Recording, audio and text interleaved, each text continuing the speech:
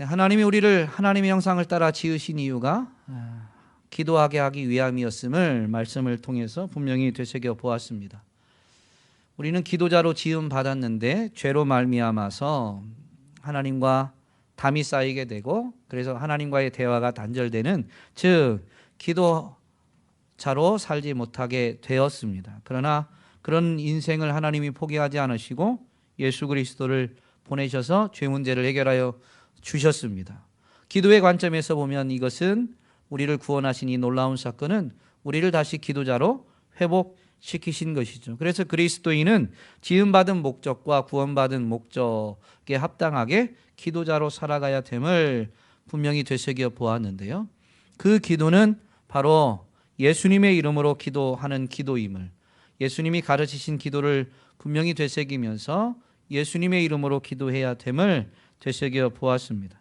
지난주에 예수님의 이름으로 기도하는 것이 무엇인지 요한복음 15장 말씀을 가지고 살펴보았는데요. 예수님의 이름으로 기도하는 것은 예수님 안에 거함으로 인해서 기도하게 되어지니 예수님 안에서 하나님과 우리의 관계를 되새기는 것입니다. 사실 예수님의 이름으로 기도하는 것에 가장 표본이 되는 것이 주 기도문, 예수님이 직접 가르치신 기도문입니다. 이 주 기도문을 오늘 우리는 살펴보면서 정말로 기도자로 바로 서서 하나님 앞에 영광 돌리는 주인공이 될 수 있었으면 좋겠습니다. 이 부분을 놓고 이제 말씀을 준비하다가요, 말씀 제목을 넌 내게 모욕감을 줬어 라고 이렇게 잡아봤는데요. 하나님 앞에 기도하지 않는 그리스도인은 하나님을 모욕하는 것입니다. 모욕한다라는 것은 법이 정하는 죄로 아마 설명을 한다면 명예훼손죄에 해당되는 것이죠. 명예라는 것은 사람에 대한 모든 사회적 평가를 말합니다. 성격, 신분, 외모, 재능, 지식, 직업, 경력, 신용 등 그 사람의 모든 것에 대한 종합적인 평가가 곧 명예죠. 그리스도인은 하나님의 창조와 구원 사역을 통해서 기도자로 분명히 인생을 지으셨고 구속하셨는데, 더군다나 예수님을 통해서 올바른 기도, 예수님의 이름으로 기도하는 것이 무엇인지를 가르쳐 주시기까지 하셨는데도 불구하고 기도하지 않는다라고 한다면 우리는 그 하나님의 행함, 하나님의 그 선하심에 대해서 따르지 않는 것이기 때문에 이 모든 하나님의 모든 것, 즉 하나님의 명예를 훼손하는 것이다라고 분명히 말씀드릴 수가 있습니다. 여러분, 이 명예훼손죄를 찾아보니까요, 설명이 그렇게 되어 있더라고요. 허위 사실을 전파함으로 인해서만 명예를 훼손하는 것이 아니라 사실의 적시만으로도 명예훼손은 죄로 성립될 수 있다. 요즘 즐겨 사용하는 말들 중에 하나가 이 팩폭한다라는 말이더라고요. 팩폭은 팩트로 폭력을 하는 걸 팩폭이라고 합니다. 팩트예요. 분명한 사실이지만 그것이 다른 누군가에게 폭력이 될 수 있는데, 사실 아무리 팩트여도 그것이 기도자로 부름받았는데도 불구하고 기도자로 살지 않는다면 그 사람이 어떤 사실을 가지고 아무리 합당한 변명을 할지라도 하나님의 명예를 훼손하는 명예훼손죄가 될 수 있는 것입니다. 오늘 저와 여러분이 이 주기도문을 분명히 되새기면서 다시 한번 기도자로 세워지는 그런 은혜의 시간이 될 수 있기를 소망합니다. 예수님이 기도문을 가르쳐 주신 이유는 오늘 본문에서 보면 제자 중 하나가 요청을 했습니다. 세례 요한이 자기 제자들에게 기도를 가르친 것과 같이 우리에게도 가르쳐 주세요라고 요청을 하게 된 것이죠. 그래서 그 제자의 요청에 의해, 그 요청의 답변으로 이 기도문을 가르쳐 주신 것입니다.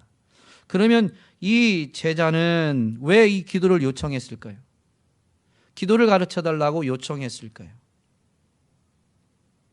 세례 요한이 자기 제자들에게 기도를 가르쳤다는 걸 지금 예수님께 기도를 가르쳐 달라고 요청하는 제자는 알고 있었습니다. 세례 요한이 제자들에게 가르친 기도는 어떤 기도였을까요?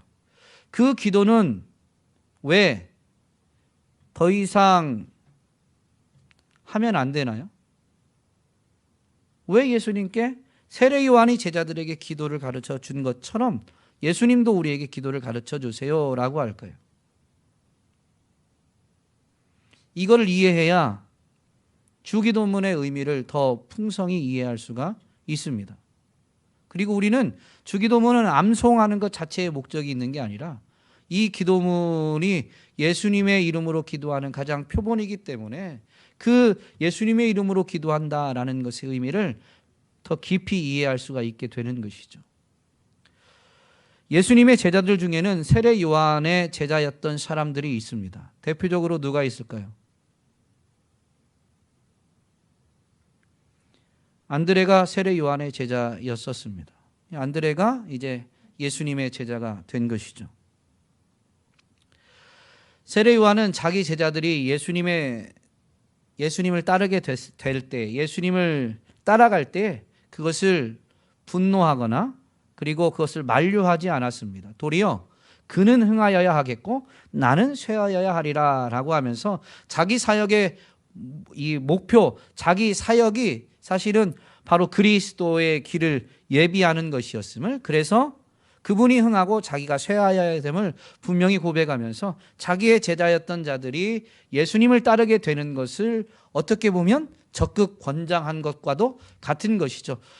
성경의 기록에 문자적으로 세례 요한이 자기 제자들을 예수님의 제자가 되도록 권장했다라는 기록은 없지만 세례 요한의 제자들 중에 이 선생님이 세례를 베풀었던 그 사람을 많은 이들이 따라갑니다라고 할 때 이렇게 고백했던, 그는 흥하여야 하겠고 나는 쇠하여야 하겠다라는 이 고백만으로도 세례 요한은 제자들에게 예수님의 제자가 되는 것을 권장했다라고 해석해도 결코 잘못된 것은 아니죠.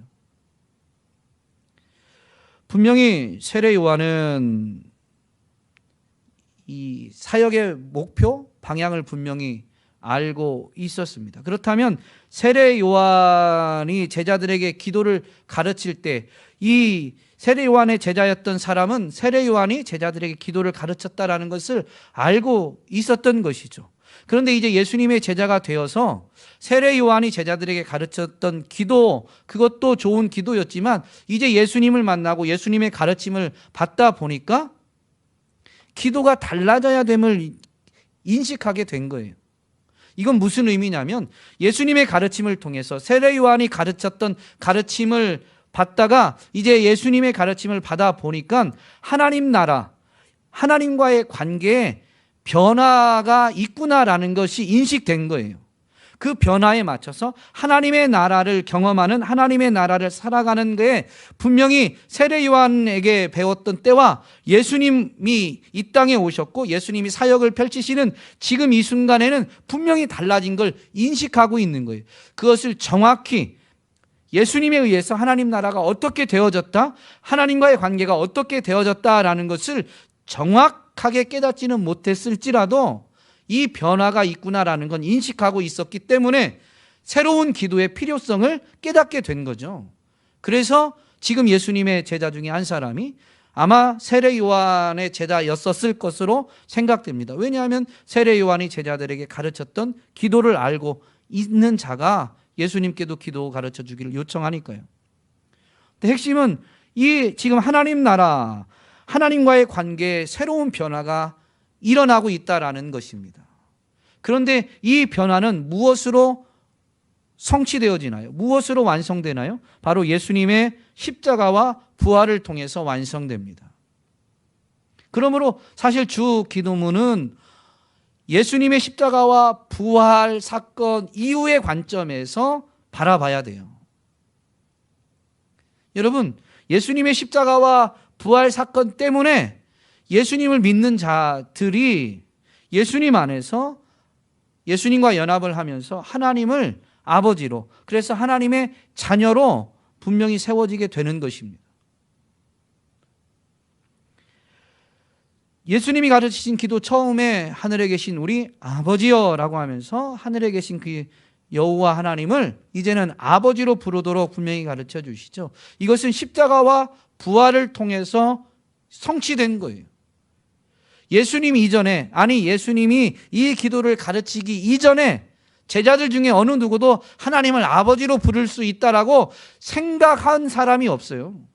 오늘날 우리는 예수 그리스도의 십자가와 부활 사건, 그 은혜를 맛보면서 신앙생활을 하다 보니까 하나님을 아버지로 부르는 걸 너무 당연시하고 있지만요, 예수님이 이 땅에 임했던 그 순간, 사역을 펼치며 제자들을 양성하던 그때만 해도, 아직 십자가와 부활 사건이 이루어지기 전만 해도요, 하나님을 아버지로 부른다라는 것은 아직도 상상할 수 없는 일이었습니다.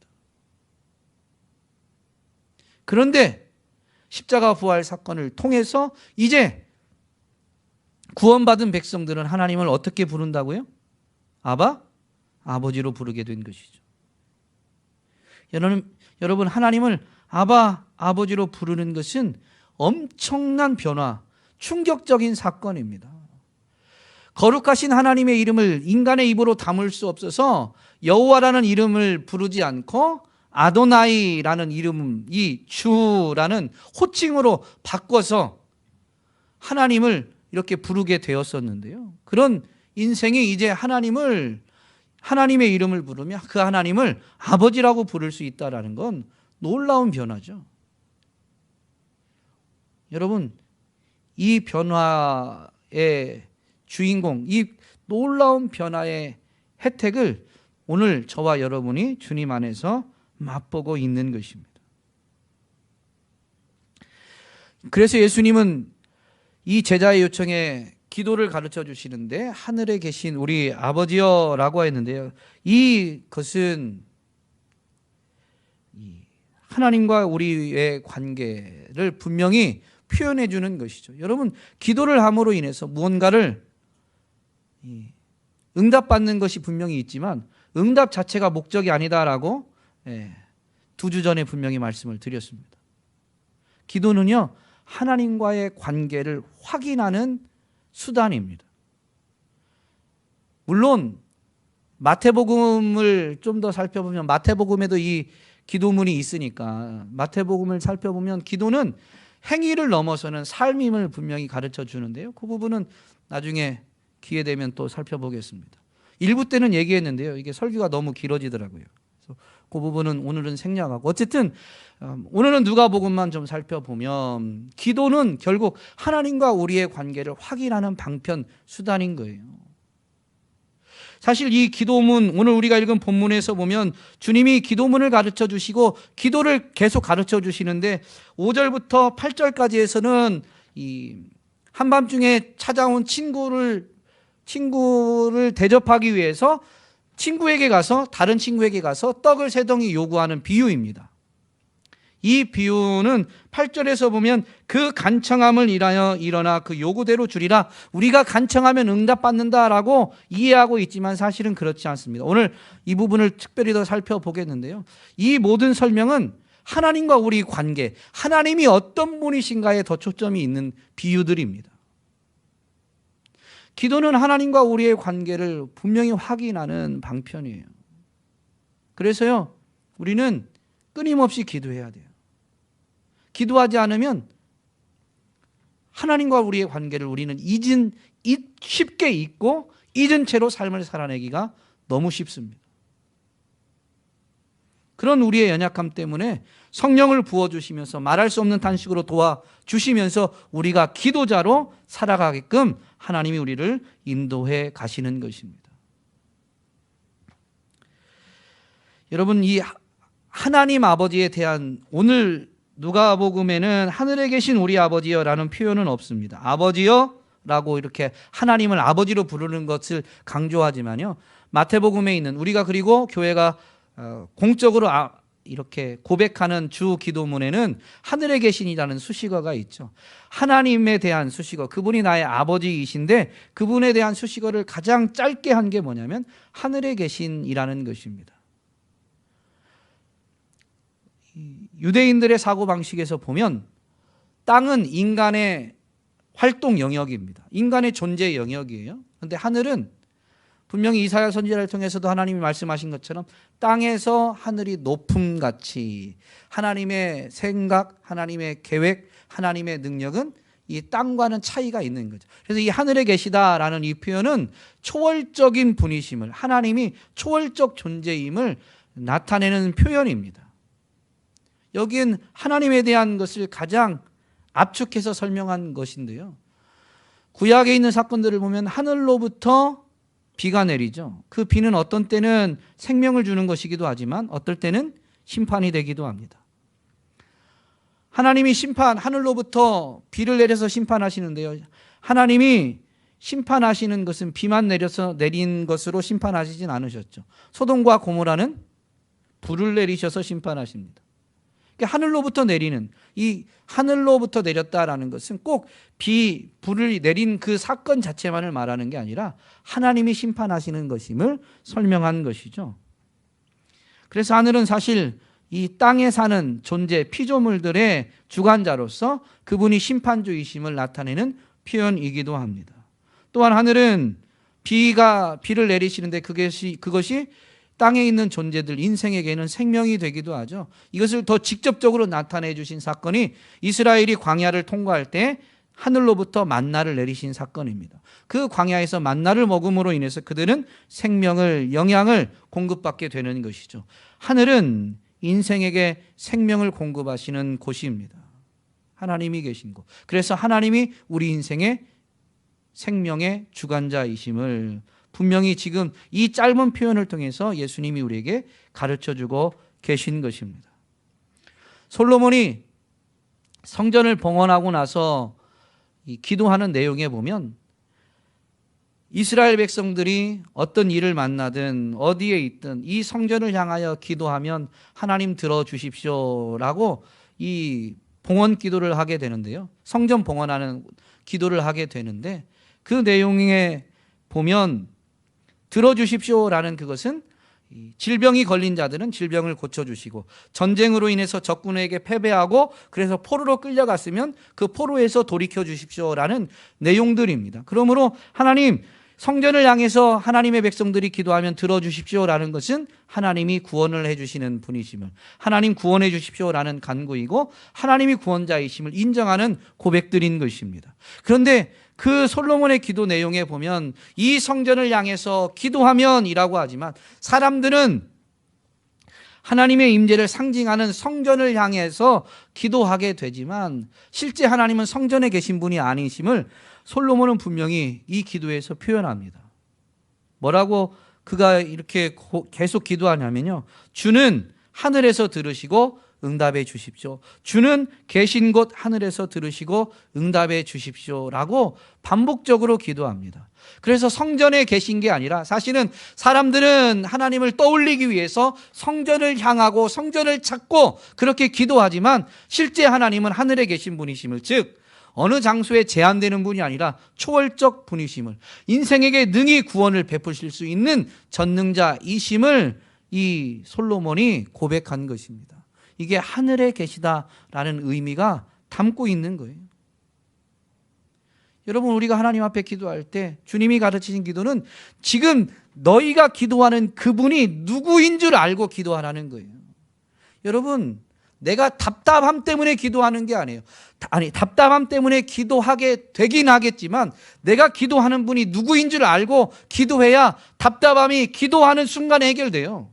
문제는 우리는 답답함 때문에 기도해놓고 자기 답답함 때문에 자기 답답함을 하소연하는 것으로 기도를 끝내는 게 문제이죠.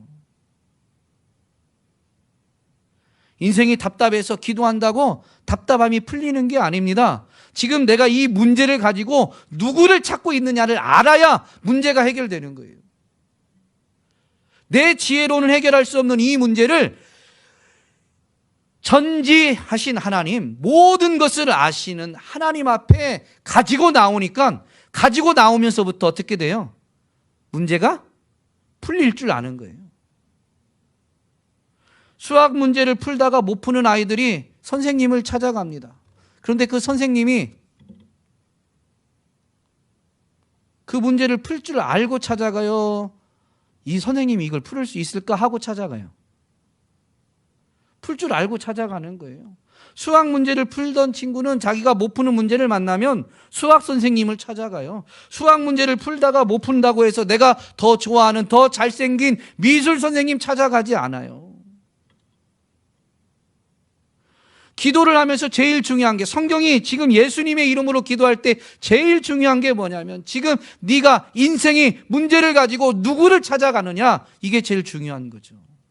그래서요, 기도는요, 하는 순간에 사실은 하나님을 분명히 알면, 그분이 하늘에 계신 분이다라는 이 고백에 담긴 의미를 알고 하나님을 부르면, 하나님을 찾으면요, 이미 기도할 때 문제는 해결된 것과 같은 거예요. 삶의 현실은 바뀌지 않았는데 기도의 자리에서 문제는 이미 해결되는 거예요. 이게 지금 예수님이 가르쳐 주시는 것입니다. 그러면서 그 하나님을 부르면서 그 다음으로 구하는 이 기도문은 뭐냐면, 가르쳐 주시는 기도문은 뭐냐면, 이름이 거룩히 여김을 받으시오며, 하나님의 이름이 거룩히 여김을 받으시기를 기도하는 것이죠. 사실은 기도 자체가 하나님의 이름을 거룩히 여기는 행동인 것입니다. 왜냐하면 그분이 하늘에 계신 분이니까. 인생이 그분을 찾는 것 자체가 그분의 그 거룩하심을 인정하는, 그분의 위대하심을, 그분의 지혜로움을 인정하는 행위가 되는 것이죠. 그래서 예수님이 이렇게 가르쳐 주는 거예요. 하나님의 이름을 부르면서, 하나님을 아버지로 고백하면서 그분의 이름을 거룩히 여기라라는 것입니다. 이름은 그 존재의 모든 것을 나타내는 것입니다. 그러므로 이름이 거룩히 여김을 받는다라는 것은 오늘 말씀 제목과 굳이 연결하면 그분의 명예를 인정하고 존중하는 거예요. 이것을 성경적 표현으로 바꾸면 하나님께 영광을 돌리는 것이죠. 그래서 대표 기도하시는 분들이 기도할 때 보면 하나님이 어떤 분이신가를 표현하는 기도가 제일 먼저 나옵니다. 생사 화복을 주관하시는 여호와 하나님, 오늘도 우리에게 생명을 내려주시는, 우리 인생의 문제를 해결해 주시는, 인생의 아픔을 치료해 주시는, 이런 수식어들이 사실은 뭐냐면 하늘에 계시다라는 표현이기도 하고 그분의 이름을 거룩히 여기는 고백인 겁니다. 예수님은 이것을 더 구체적으로 가르치시기 위해서 5절부터 8절까지의 비유를 사용하신 거예요. 5절부터 8절까지 밤중에 친구에게 떡을 구하는 이 비유를 보면, 이 비유를 이렇게 시작하죠. 너희 중에 누가? 라고 질문식으로, 너희 중에 누가, 이런 비유의 이야기, 비유의 케이스가 이렇게 설명하면서 7절 끝부분에 보면 줄 수가 없노라? 이게 비유의 설명이에요. 친구의 답변, 야, 내가 지금 문을 걸어 잠갔고 아이들도 자고 나도 침대에 이미 누웠으니까 나는 일어나서 너한테 떡을 줄 수 없노라 라는 게 이제 예수님이 말씀하신 비유인데, 뒤에 뭐가 붙어 있냐면 하겠느냐, 너희 중에 누가 이 비유에 있는 친구처럼 하겠느냐라는 질문이에요. 이건 수사적 질문인데요, 강한 부정의 답변을 정해놓은 질문입니다. 이 질문을 받은 당시 사람들은 아니요, 우리 중에 누구도 그런 일을 할 사람이 없습니다 라고 분명히 답변하게 될 것이라는 것이죠. 그 답변을 하지 않았지만 분명히 당시에는 그렇게 생각하고 있어요. 이게 사회적인 기준이었고 사회적 통념이었습니다. 한밤중에 찾아온 친구 때문에, 야, 내가 친구를 대접해야 되는데 대접할 게 없어, 떡 3덩이만 줘 라고 할 때 어느 누구도 아니요 라고 답변할 사람이 없다라는 것이죠. 그 얘기는 모두가 다 들어주는 게 당연하다라고 여긴다는 거예요. 그런 것처럼, 이 비유의 의도는 그것입니다. 그런 것처럼 하나님이 너희 기도를 들어주신다라는 의미입니다. 그것을 설명한 게 8절이에요. 내가 너희에게 말하노니 비록 벗됨으로 인하여서는 일어나서 주지 아니할지라도 그 간청함을 인하여 일어나 그 요구대로 주리라. 그래서 이 간청함을 인하여라는 번역 때문에 오늘 우리는 간청하면 하나님이 들어주신다라고 생각합니다. 근데 결코 그렇지 않아요. 이 간청함을 인하여라고 되어 있는데요. 5절부터 7절까지 있는 예수님의 이 비유 이야기에 보면 떡 세 덩이를 요구하는 그 사람이 간청한 자세가 설명되어 있지 않아요. 그냥 찾아가서 떡 세 덩이 달라라고 밖에 말한 것밖에 없어요. 문을 두드렸다는 설명도 없고, 친구가 한 번 거절했는데 야 네가 아니면 난 안 돼, 너 나 부탁 꼭, 내 부탁 꼭 들어줘야 돼 라고 재차 3차 요구했다라는 설명이 없어요. 그냥 딱 한 번 말한 거예요. 그 한 번 말에 지금 실정은 문도 닫았고 아이들도 잠들었고 요구를 받은 그 사람도 이미 침대에 누웠지만, 그렇다고 해서 들어주지 않겠느냐? 상황이, 환경이, 여건이 여의치 않다고 해서 들어주지 않겠느냐? 근데 답변이 뭐라고요? 아니요, 능히 들어줄 것입니다 라는 게 당시 사람들의 생각이에요. 답변이에요. 그게 간청함으로 들어준다는 설명이 아닌 것이죠. 이 설명을 잘 생각해 보면 이 고대 사회, 이 팔레스타인 지역, 고대 근동 지역에서는요, 나그네를 접대하는 일이 굉장히 중요시되는 일입니다. 그리고 이러한 일들은 개인적인 일을 넘어서서 마을, 성읍, 즉 공동체의 책임이었습니다. 그래서 어느 나그네가 여행하다가 어느 마을에 들어가서 하루를 유하게 되었는데 그 대접이 시원찮으면요, 그 마을에 대한 평판이, 즉 그 마을의 명예가 실추되게 되어 있어요.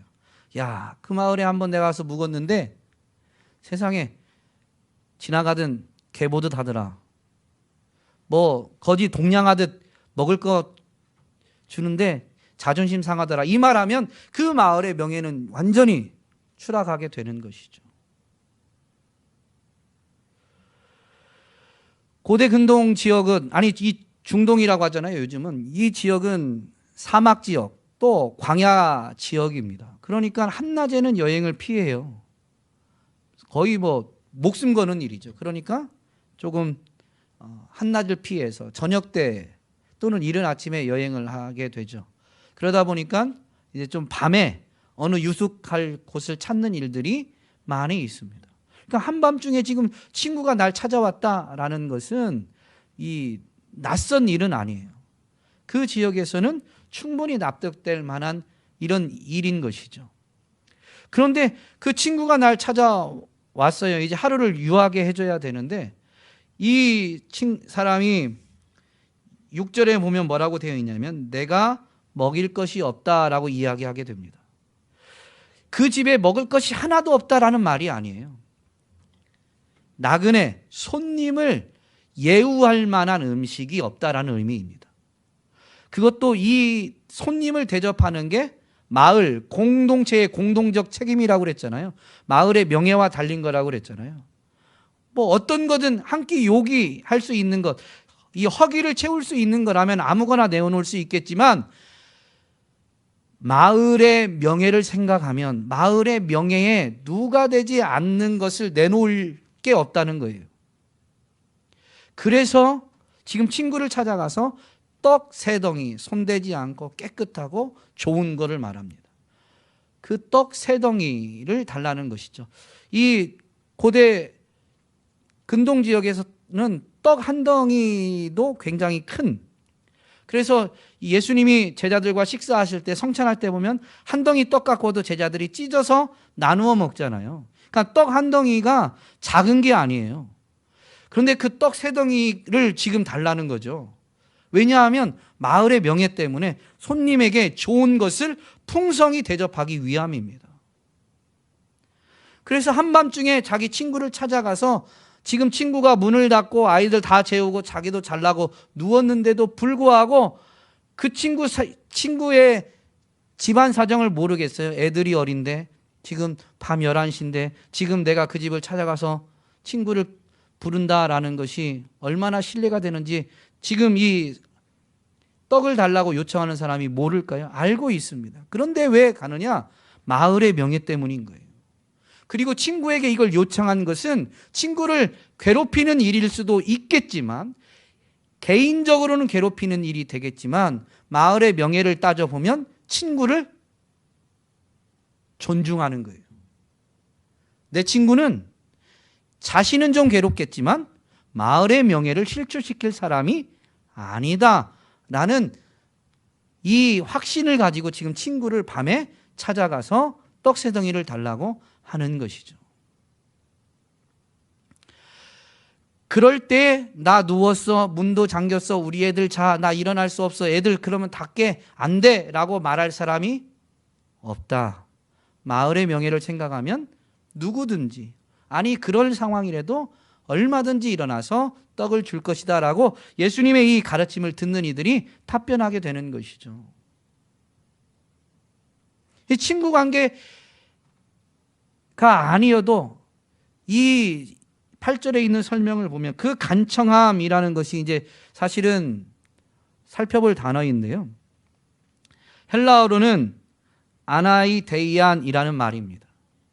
이 단어에 간청하다, 아나이데이안은 동사고요. 아나이데이안은 명사인데요. 이게 간청하다, 이 본문에 있는 대로 간청함이라고 되어 있죠. 명사형으로 쓰인 거예요. 아나이데이안. 그러니까 간청함이라는 의미가 없는 건 아닌데 이 단어에 또 다른 의미들이 있습니다. 부끄러움이 없음. 그러니까 동사형어로는 부끄러움이 없이 하다라는 의미가 있어요. 그런데 이제 이 성경이 쓰여지던 시대, 그러니까 1세기의 이 헬라어 문헌들까지 연구할 수 있게 되었잖아요. 요즘 이제 연구들을 발표한 것은 뭐냐면요. 1세기 헬라 문헌들 중에서 아나이데이안이라는 단어가 간청함이라는 의미로 사용된 경우가 없다는 것입니다. 부끄러움이 없음, 부끄러움이 없이 하다라는 의미로 사용되어졌어요. 그러니까 성경을 번역할 때 이런 오류가 날 수밖에 없었던 이유 중에 하나는 또 뭐냐면 이 아나이데이안이라는 이 헬라어가 신약 성경에서 다른 데에는 쓰여지지 않았어요. 여기 딱 한 군데만 쓰여져 있어요. 그러다 보니까 이제 헬라어를 라틴어로, 그리고 이것이 이제 뭐 또 다른 언어로, 영어로, 그리고 우리 말로 이렇게 번역되어져 오게 된 것인데요. 이런 최초의 번역을 하면서 아나이데이안이라는 이 단어와 일치하는 라틴어가 없고 영어 단어가 이제 없었던 것이죠.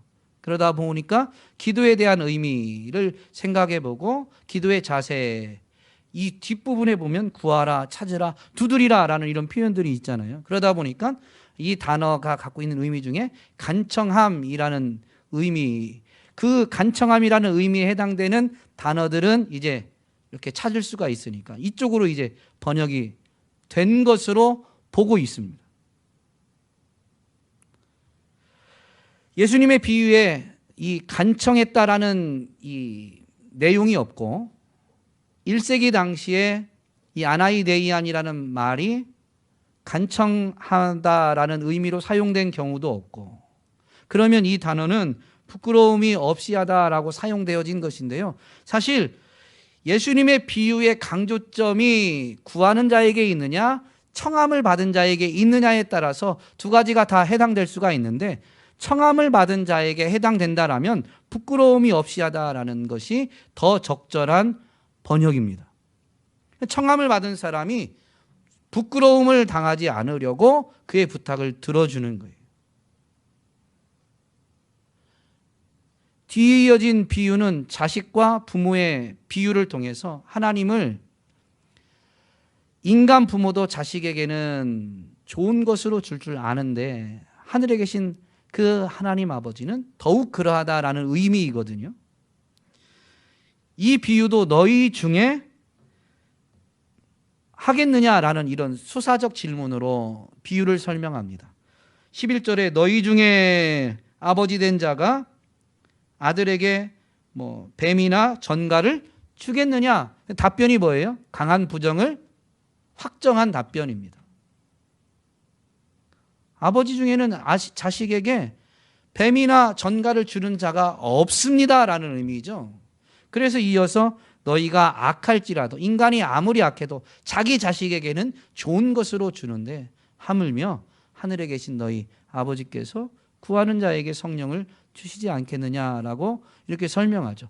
하나님, 이 청함을 받는, 구함을 받는, 기도를 들으시는 하나님께 지금 이 예수님의 기도에 대한 가르침, 설명에 포커스가 있는 거예요. 그러니까 이것이 부끄러움을 당하지 않으려고, 수치를 당하지 않으려고 그의 부탁을 들어준다라는 것이 더 적절한 해석인 거죠. 구약에 있는 하나님에 대한 설명을 보면 이 부끄러움을 당하지 않으려고 그의 요구를 들어준다라는 것이 맞는 것은, 하나님은 선지자를 통해서 자기를 계시하실 때 하나님은 자기 이름을 아끼시는 분이심을 분명히 말씀하십니다. 하나님은 자기 이름을 위하여 이스라엘 백성들이 실패했음에도 불구하고, 이스라엘 백성들이 약속을 온전히 지키지 못했음에도 불구하고 하나님은 자기 이름을 아껴서 자기 이름을 위하여 하나님만큼은 약속을 지키신다라고 선지자들을 통해서, 예언자들을 통해서 계시하시고, 그래서 주어진 것이 새 언약입니다. 이스라엘 백성들은 결국엔 실패했어요. 그럼에도 불구하고 하나님은 자기 이름 때문에 끝까지 약속을 지키시는 분이신 것이죠. 하나님은 명예를 아시는 분, 자기 이름을 아끼시는 분이에요. 그래서 예수님이 지금 기도를 가르칠 때 하나님을 아버지로 부르면서 이름이 거룩히 여김을 받으시기를 구해야 된다. 하나님은 이름이 거룩하신 분인데 당연히 그 이름을 아끼시기 때문에 그 이름이 거룩히 여김받도록 너희는 구해야 된다라고 지금 가르쳐 주시는 것입니다. 우리가 기도할 때요, 응답은요, 하나님의 그 거룩한 이름, 자기 이름을 아끼시고 명예를 아시는 그 하나님이 하나님의 이름 때문에 우리에게 응답을 주시는 거예요. 우리가 응답받을 가치가 있고 응답받을 만한 행동을 해서 응답을 받는 게 아닙니다. 그러므로 우리가 기도는 하나님을 인정하고 존중하는 하나님의 명예를 드러내는 행동이 되는 것이죠. 기도하지 않으면요. 기도하지 않으면요. 넌 내게 모욕감을 줬어. 이런 우리 분명히 기억해야 됩니다. 우리가 마지막 날 그분 앞에 서게 될 거예요. 근데 이것처럼 무서운 게 없어요. 나는 주님을 아는 줄 알았는데 주님이 그러는 거죠. 내가 널 모른다. 주님 무슨 말씀하세요? 제가 땅에 살면서 헌금도 많이 하고 주일 예배도 안 빠지고 막 했는데요. 넌 내게 모욕감을 줬어. 여러분, 하나님은 자기의 거룩한 이름을 아끼시는 분이십니다. 우리를 기도자로 만드시고 기도자로 회복시키셨고 기도할 수 있도록 먼저 말씀도 주시고 우리의 연약함을 도우시고자 성령을 부어주신 분이십니다. 그런데 또 기도하지 않는다는 건 하나님을 모욕하는 거죠.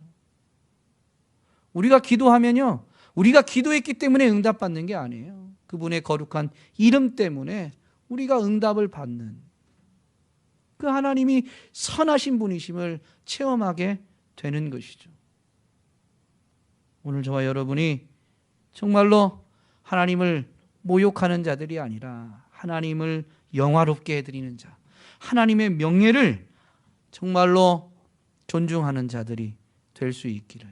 그래서 정말로 우리가 존중한 대로 그분이 진실로 선하시다, 그분이 진실로 인자하시다, 그분 진실로 신실하시다 라는 것을 체험하면서 기도로 증거하고 삶으로 증거하는, 기도로 증거한 게 삶으로 증명되는 저와 여러분이 될 수 있기를 간절히 소망합니다.